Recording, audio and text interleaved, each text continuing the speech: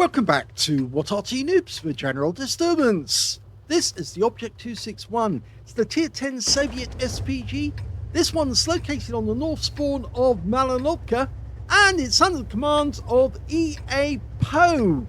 And he's got one mark of excellence on the barrel. Let's get this show on the road. Game on! Well, this is the Arty they made from the hull of an IS-7. It's got an 18cm howitzer capable of doing 800 alpha, 45mm of pin, and it's also capable of 9.5 meters burst radius between 11.5 and 29 seconds. But the problem is you only get 20 rounds of ammunition, so you have to make the best use of that as you can. Got a Concept 5 in range. Rounds out. Oh, he looks away after shooting. Oh dear. Yes, I'm afraid there's a prohibition against that on our channel. If you look away after you shoot, we don't get to see any damage done to the enemy. And that's what we want to see. Now, we can understand it if you are under counter battery fire, but you're not. You're not receiving any shells. And that really annoys our players or viewers because they want to see some damage. Okay, the Concept 5's in sight again. Don't look away after you shoot. Let's see the shell hit the target. He does! He got a blind hit. Thank you for watching. Thank you for staying with the target. We now know the Concept 5 is suffering because he just took a big hit. Okay, looks at the BR-105 on the ramp. That's going to be a difficult target to take out. Not only because the ramp is a short distance away, but it's also the Object 261 has a very flat trajectory. And that means that trying to hit targets which are hiding on ramps, well, it's next to impossible unless they come up to the top of the rank. He did manage to get a hit on the Batchat 25 ton up on top of the hill with 346 hit points of damage. And I think he's about to do the same to the Superconk. Now, this Arty does have a fairly fast reload, 30.68 seconds. That's mainly down to the fact that it has a smaller shell than some of the other Artys you'll find in the game. Rounds out. Oh, that was so close. It may look a long way away, but you've got to remember that Concept 5 was on a hill, and therefore he only had to make a tiny, minute adjustment, and it would have smacked into the vehicle and taken him out of the game.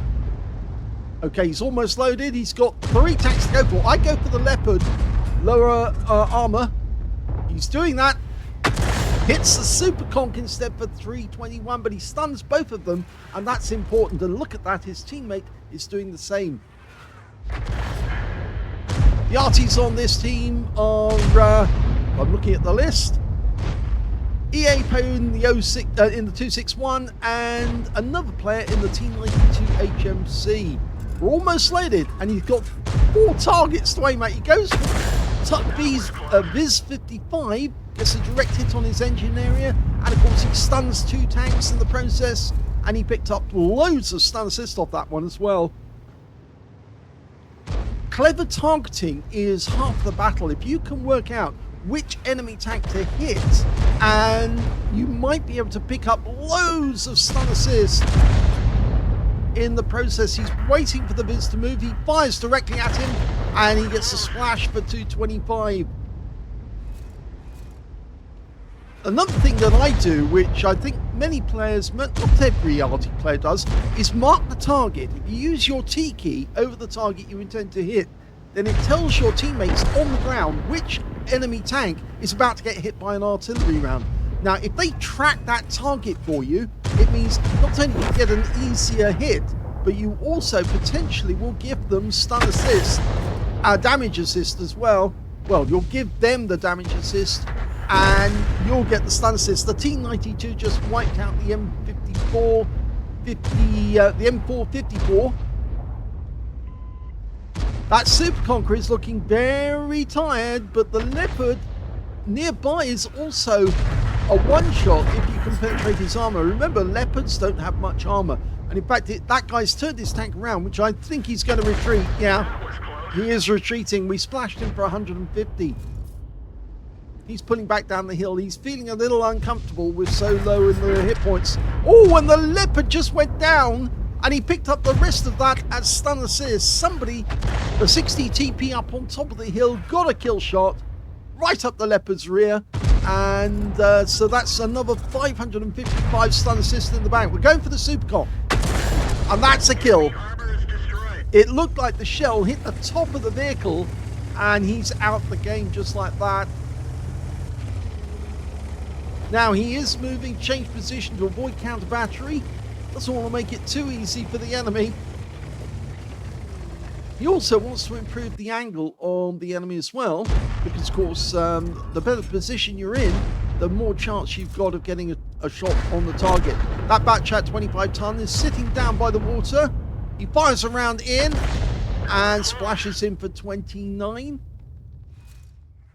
It's a difficult position, that one. Even the T92 took a bit of difficulty. He only got 24 hit points from his near miss. But we did pick that up as stun assist because, of course, we did stun him. Okay, we've got a Jaeger down by the enemy cap area. And we're now going to plant a round on top of him. Rounds out. He looked away again. Oh my God, we missed the chance to see a Jaeger get wiped out. That shell probably direct hit on him and must have hit the roof, or maybe it was the cupola. But, oh, you see, if you look away, you deny us a lovely kill on a target to show us how skillful you are. So it's a real big no-no to look away, because, of course, we want to see what you can do. Well, at the moment, our team has got the hill. They're coming down off the hill, or the Caro did, and unfortunately, the Caro just got wiped out by the AMX 13105. So obviously he's using his light tank capability to stay hidden. The Batchat just got hit, but he's just taken out our EBR. And he's just been splashed again, and there's the kill shot coming in from the Vickers 3. So the enemy is now down to just 5 tanks, but we've only got 6 left. And our Vickers is getting targeted by their Arty. 2 of their Arty, GW E100 and the Object 261. Okay, we're loaded, ready to go, but no targets in sight at the moment.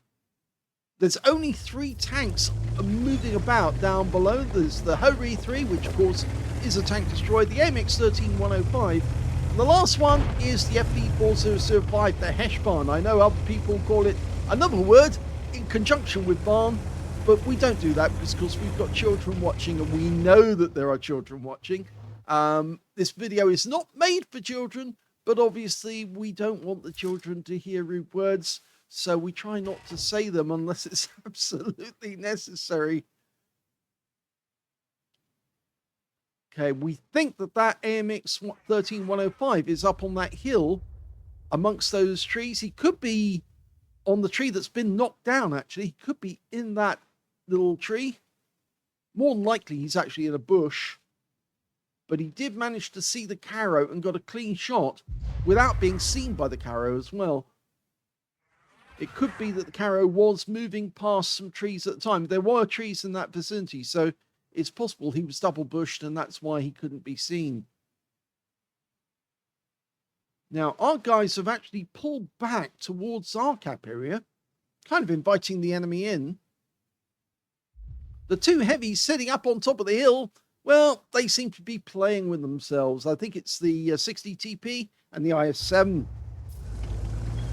Which is a bit surprising, really, because the 60 TP is a Super Unicum. You can see that, the purple coloration. Wargaming seems to think we've got a very high chance of winning this game. They're giving us a 64% chance. But there's 6 minutes still to go, so there's plenty of time for the enemy to turn this all the way around. And remember that Arty are a force multiplier. They may only have 2 tank destroyers, a light tank, 2 Artys, but that could be enough to still win the game.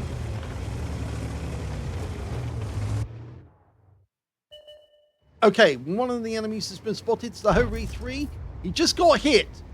And I think it was the Vickers 3 that fired in. Rounds out. Oh, he's done it again. He's looked away. But that was 330 hit points from a near miss, I think. You can see he's using the concentration skills. In fact, some of these skills are very, very useful for Arty because they do give a significant buff. And I have suggested, or somebody suggested, not I suggested, somebody suggested I do a short, brief video on what I think about the skill change and how that can improve Arty. Oh, he splash killed the AMX! I'm glad he stayed for that one. The AMX 13105 stayed too high on the hill for too long. And although we lost the 60 TP to their Hesh barn, the Hesh barn's now spotted as well. And any second now we're going to pump around in there and see if we can hit him. Although I doubt he'll stay there. We decided not to shoot in there. The Vickers is going for the Hori 3. Only 4 left on either team. Now, it remains to be seen if losing those 2 big heavies, the IS-7 and, of course, the 60 TP, is going to have an effect upon the battle. We're now down on hit points to the enemy team. They've got 1,000 hit points more. And most of that is in the Hesh barn. And, of course, the Arty are 100% health because, of course, they've never been seen. Still unspotted. The Vickers doing a run. Oh, he's found him! And he's very low on hit points. We fire a round in, and we didn't get to see where the shell went, but it stunned the Hori, and the Vickers comes up behind him. Oh, he gets ram killed. That was very bad. He got ram killed by the Hori backing up. Yes, I could say a joke there about Hori. Yes, but no, I'm not going to say it because it would mean a rude word. He fires a round in anyway. But he's short on ammo now, so he needs to be careful. Remember, only 20 rounds. It's even worse for the T92 because he only has 16 rounds of ammunition.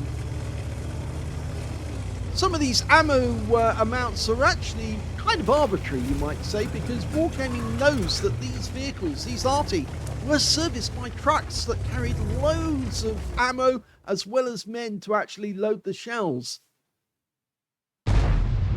The AMX-13 F3AM only has 2 players, 2 crew members actually in the vehicle at any one time, the commander and the driver. But of course they had a load of crew who travelled in a separate truck with all the ammunition. And of course, as soon as the vehicle's set up, ready to fire, they jump out and set up all the trays and the runners, and everybody would then work to actually feed the shells into the gun. The T92 had a huge crew. It was about 3 trucks. And there's the FV. Rounds out. Well, unfortunately, we lost the T92. The Hesh barn just wiped him out. I say Hesh barn because the Hesh was what the FV4005 carried. And he's just been blind killed by the Striv. The Striv got him. So now there's only 3 left on the enemy team. It's 2 versus 3. They've got the Hori 3 and both Arty. On our team, just the Striv and, of course, the Object 261.